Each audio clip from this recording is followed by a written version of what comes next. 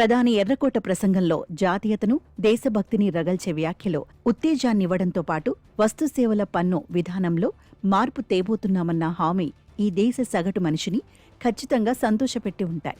దీపావళికి జీఎస్టీ పండుగ రాబోతోందని, ఆ రోజున గొప్ప బహుమతి ఇవ్వబోతున్నామని ప్రధాని ఎర్రకోట మీద నుంచి వ్యాఖ్యానించారు.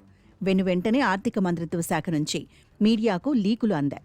ప్రస్తుతం ఉన్న 4 రకాల జీఎస్టీ స్లాబుల్లో 12, 28% తొలగిపోయి 5, 18 స్లాబులు మిగులుతూ జీఎస్టీ 2.0 ఆవిర్భవించబోతోందని మీడియా కథనాల సారాంశం. కేంద్ర ఆర్థిక శాఖ పరోక్షంగా అందించిన సమాచారాన్ని కాచి వడబోసి పాలు, పన్నీరు నుంచి టీవీలు, వాషింగ్ మెషిన్ల వరకు ఎన్ని రకాల ఉత్పత్తుల ధరలు తగ్గవచ్చునో మీడియా అంచనాలు కడుతోంది. సుంకాల యుద్ధాలో, విదేశాలతో చేసుకోవాల్సి వస్తోన్న వాణిజ్య ఒప్పందాలో, సొంత బలం లేని స్థితిలో ముంచుకొస్తున్న రాష్ట్రాల ఎన్నికలో ఎవరు ఏ కారణాలు చెబుతున్నప్పటికీ జీఎస్టీ సమూల ప్రక్షాళనకు ప్రభుత్వం సిద్ధపడినందుకు సంతోషించాలి, అభినందించాలి.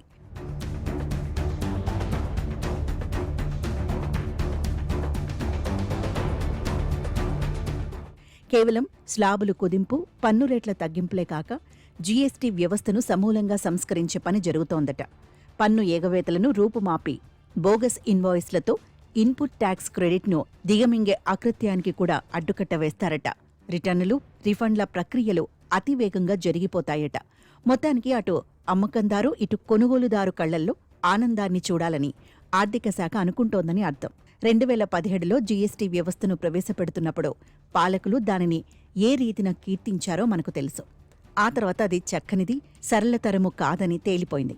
జీఎస్టీ వసూళ్లు దాదాపు 2 లక్షల కోట్లకు చేరి ఏటా 10% పైగా వృద్ధి కనబడుతున్నా పన్ను రేట్లు వివిధ స్లాబుల్లోకి వచ్చే వస్తువులు, సేవల విషయంలో సామాన్యులకు తీవ్రమైన అసంతృప్తి ఉంది.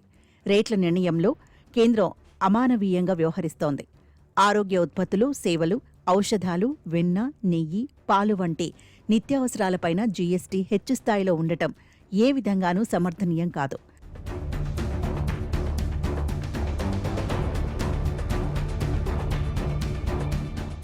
గతేడాది సెప్టెంబర్లో కేంద్ర ఆర్థిక మంత్రి నిర్మలా సీతారామన్తో జరిగిన ఓ సమావేశంలో తమిళనాడులోని ఓ హోటల్ చైన్ యజమాని వివిధ రకాల ఆహారోత్పత్తులపై వేర్వేరు జీఎస్టీ రేట్ల గురించి చేసిన వ్యాఖ్యలు క్రీమ్ బన్ వీడియోగా ఎంతో ప్రాచుర్యం పొందాయి. క్రీమ్ బన్ మీద 18% జీఎస్టీ ఉంటే విడిగా బన్ మీద అస్సలు లేదు.